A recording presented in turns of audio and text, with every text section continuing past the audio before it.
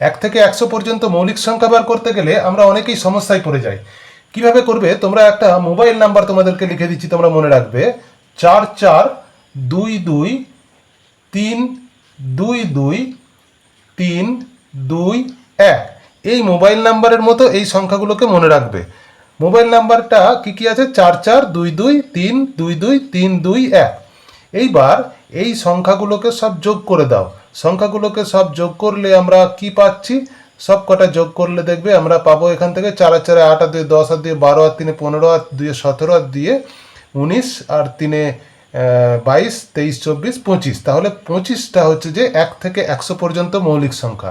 এইবার তোমাকে যদি বলে যে 1 থেকে 20 পর্যন্ত মৌলিক সংখ্যা কত? 1 থেকে 20 পর্যন্ত। 1 থেকে 20 পর্যন্ত মানে কি? এটা হচ্ছে 1 থেকে 10 জেনে রাখবে। এটা 1 থেকে আবার 10 থেকে 20 হচ্ছে এটা। তাহলে 1 থেকে 20 পর্যন্ত মানে এই দুটো জায়গা আমাকে হিসাব করতে হবে। 4 আর 4 8 আর 2 10। তাহলে 1 থেকে 20 পর্যন্ত কটা আছে? 10টা মৌলিক সংখ্যা আছে। যদি বলে যে 1 থেকে 50 পর্যন্ত মৌলিক সংখ্যা কত?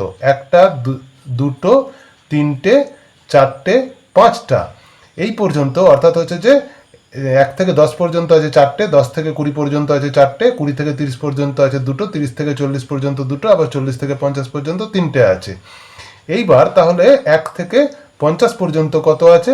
না 4 আর 4 8, 8 আর 2 10 আর 2 12 আর 3 15।